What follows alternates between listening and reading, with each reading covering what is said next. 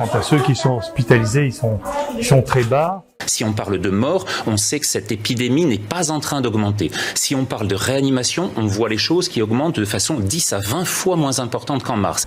Alors, le nombre de cas diminue régulièrement, mais c'est pas ce qui explique cette modification majeure. Toutefois, on voit, vous voyez, que la courbe des nombres de gens prélevés diminue, le nombre de cas détectés, vous voyez, est de plus en plus faible. Quant à ceux qui sont hospitalisés, ils sont très bas.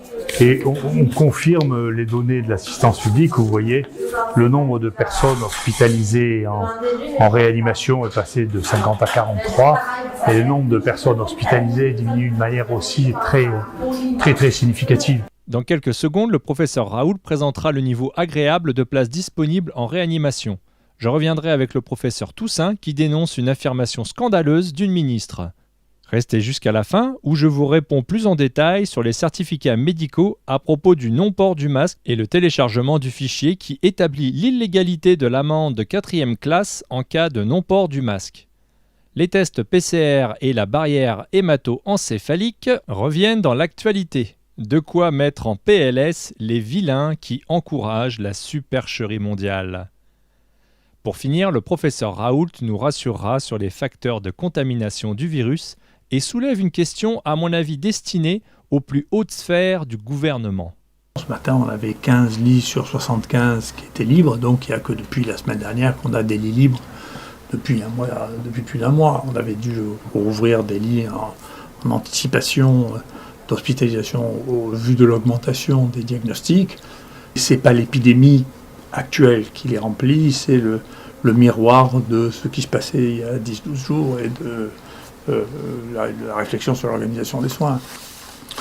Mais, encore une fois, cette épidémie, cette partie de l'épidémie estivale par rapport à l'épidémie printanière ne nous paraît pas à nous de même nature, parce que la première partie de l'épidémie, où nous avions fait la même chose que maintenant, on testait tous les gens qui se présentaient, on a testé 140 000 jusqu'en juin. Il y a eu 57 000 personnes qui sont venues se faire tester, 6 900 positifs, et puis 23% de ces gens ont été, 24% de ces gens ont été hospitalisés, 4% sont allés en réanimation et 2 ou 3% sont morts. Et on a pratiquement les mêmes chiffres de gens testés et positifs dans la deuxième partie, et avec la même incidence, le même pourcentage de positifs, 9% pour le premier, 8,5% pour le deuxième, mais cette fois-là, un taux d'hospitalisation qui est de 7%, c'est-à-dire 3,5 fois moins que la première fois, et un nombre de personnes en réa qui est de 112, c'est-à-dire moins de 2 fois moins que la première fois, avec une mortalité qui est de 0,8%, c'est-à-dire entre le tiers et le quart de ce que nous avions au premier acte, alors que nous avons la même prise en charge. Donc il y a une différence de sévérité entre cette épidémie et la première épidémie qui est notable. Si on regarde, ensuite toujours pour parler de mortalité, vous voyez, si on regarde, alors ça c'est des données de l'assistance publique, c'est le service de médecine légale qui nous les a transmis, on voit, ça c'est la mortalité en rouge par le Covid, vous voyez qu'elle est là, et vous voyez la mortalité générale dans l'assistance publique et la proportion que représente le Covid à l'intérieur de la mortalité générale, qui reste un phénomène qui est relativement mineur et qui se traduit par le fait que si on regarde le total des décès de la PHM, vous voyez, depuis le début de l'année, en le comparant à 2018 et 2019, il est vraisemblable qu'on terminera l'année avec moins de morts à l'hôpital dans la PHM que les années précédentes. Certificats médicaux. Je lis dans les commentaires certaines personnes doutant de l'efficacité du certificat médical pour non-port du masque. Remettons les choses dans leur contexte. Il y a un professionnel de santé, un médecin diplômé quand même, qui donne son avis médical et sous serment à propos de votre risque de dégradation de votre santé si vous portiez le masque. Personne, et je dis bien personne, n'a à remettre en question ce certificat médical. Pour rappel, voici un extrait de la vidéo port du masque ou pas que je vous invite à consulter si ce n'est pas encore fait, vous allez aimer. Personne n'a le droit de vous demander vos informations médicales. Votre médecin doit également garder ces informations secrètes. Ce n'est que seulement dans certains cas qu'il est autorisé à le faire. C'est précisément noté dans le Code de la santé publique. C'est l'article 1110-4. Et puis par rapport à vos convictions médicales, votre médecin vous a peut-être déjà dit que vous étiez en panique sous votre masque, que vous ressentiez un mal-être profond comme une persécution interne le fait de porter le masque. Ainsi, le port du masque va augmenter dangereusement votre tension artérielle. C'est contraire à votre sécurité physique et mentale. Des 10 000 à 16 000 cas positifs par jour, qui sont des gens qui ne sont pas transmetteurs, voire qui sont guéris. Et on a noyé au milieu de tout cela les malades qui auraient besoin justement d'être diagnostiqués et sur lesquels les laboratoires n'arrivent plus, faute de réactifs, à pouvoir donner l'ensemble de ces résultats. Barrière hémato-encéphalique. J'avais déclaré il y a quelques jours qu'il n'y avait pas d'os pour protéger le cerveau à l'endroit où se pose le coton-tige géant lors des tests. En commentaire, plusieurs personnes m'ont réaffirmé le contraire. Avis aux sceptiques, s'il y a un os, comment expliquez-vous cet accident avec cette patiente américaine ? Je vous passe l'épisode sur les tests contaminés et la dépose de nanoparticules à proximité de votre cerveau. Rassurez-vous, tout va bien se passer. Je vous rappelle que des tests salivaires existent et que les tests du virus, déjà prouvés faux positifs à 90%, servent à gonfler des chiffres pour faire peur. Il y avait la manipulation des mots avec le terme distanciation sociale, qui en réalité était asocial. Maintenant, il vous explique que les gens positifs sont dangereux.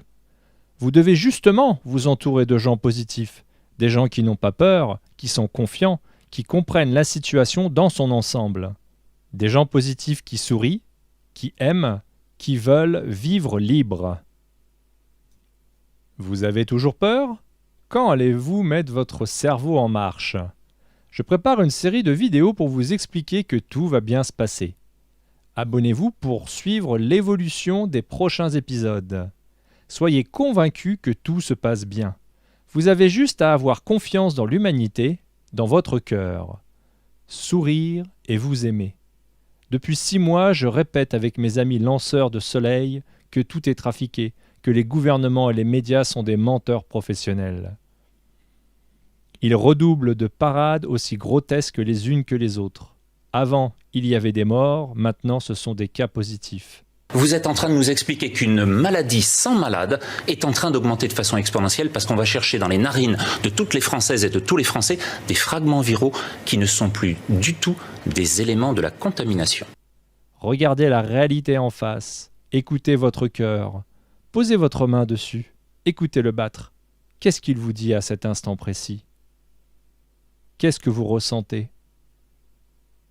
Soyez apaisés et je vous l'assure, tout va bien se passer. Mais dans une communication du gouvernement qui s'égare. Pourquoi ? J'ai entendu ce matin une ministre du gouvernement nous dire, et je cite in extenso, vous pourrez écouter à 8h18, cette ministre nous dire « Actuellement, les décisions ne sont plus aujourd'hui prises sur la réalité. » Cliquez sur le lien en description, renseignez votre email et un mot de passe. Si vous le souhaitez, vous pouvez également cliquer sur le bouton « Continuer avec Facebook » pour ne pas mettre d'email ni de mot de passe. Confirmez votre adresse email, puis rendez-vous sur la section de téléchargement pour récupérer votre fichier. Que l'on retrouve, alors cette fois-là, ce n'est pas des données qui sont à moi, c'est des données qui sont établies par Vincent Jarlier, qui est un collègue qui travaille à Paris, donc à l'assistance publique de Paris, et qui recouvre les données non seulement de toute la France, mais de tous les pays pour lesquels les données sont disponibles, et où on voit que le nombre de cas a augmenté, mais le nombre de morts n'a pas augmenté d'une manière significative pendant cet épisode-là, vous voyez, que ce soit d'ailleurs à Marseille ou à Paris. Donc c'est un phénomène qui a une discordance entre le nombre de tests qui est généralisé et qui entraîne une apparence d'augmentation considérable. Bien entendu, il y a eu un deuxième pic épidémique là, mais la mortalité, elle, n'a pas augmenté d'une manière qui est significative. On le voit là, on le voit sur tous ces graphiques, on voit une une augmentation du nombre de cas détectés, mais une mortalité qui reste faible et qui encore une fois, c'est des données qui sont complètement indépendantes des miennes. C'est pas moi qui influence, chacun imagine, l'intelligence de la science publique de Paris. Le troisième point, c'est qu'il a fait un très très joli travail de corrélation pour tenter d'expliquer pourquoi il y avait une différence de mortalité dans les différents pays. Puis on regardera dans les différentes zones. Alors dans les différents pays, il a regardé si le nombre de décès, ce qu'on appelle le taux d'attaque de décès, c'est le nombre de décès par population, était lié à la densité de la population dans le monde. Et il n'y a pas de rapport. Donc, pas de rapport clair. Deuxièmement, est-ce que c'est l'urbanisation ? Et la réponse est non, il n'y a pas de rapport non plus. C'est une illusion d'optique, c'est parce que, bien sûr, il y en a plus dans les villes, parce qu'il y a plus de gens. Est-ce que c'est lié au fait que la population dans un endroit donné a plus de 65 ans, ce qu'on pouvait attendre comme étant raisonnable? Et la réponse est non, non plus. Et donc, en revanche, le seul point de ce qui a été évalué dans ce travail qui joue un rôle, c'est la précocité de la mise en place des tests de diagnostic. Et là, il y a une différence très significative qui explique en grande partie pourquoi il y a eu des problèmes de décès aussi importants en France, en particulier en dehors des zones dans lesquelles les choses n'étaient pas testées de manière systématique. Ce que l'on voit en plus maintenant, ce qui commence à sortir en France, c'est une des données que j'attendais depuis longtemps, et je remercie les gens de l'établissement français du sang de nous en avoir confié une partie, et une autre partie est actuellement en préprint.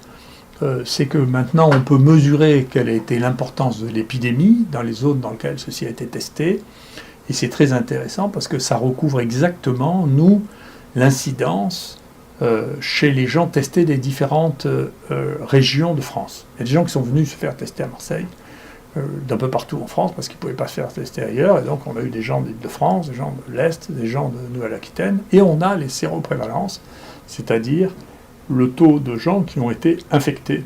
Et c'est très intéressant, il y a une superposition très claire entre le taux d'incidence que nous avons observé ici, chez les gens qui étaient venus se faire tester, et les anticorps qu'ont retrouvé ces études en allant prélever les gens à la fin de l'épidémie. Et ce que l'on trouve, c'est qu'il y a eu 10%, donc probablement 10% de la population a été touchée dans le Grand Est, 9% à Paris et 8% à Marseille, et un peu moins de 3% en Nouvelle-Aquitaine.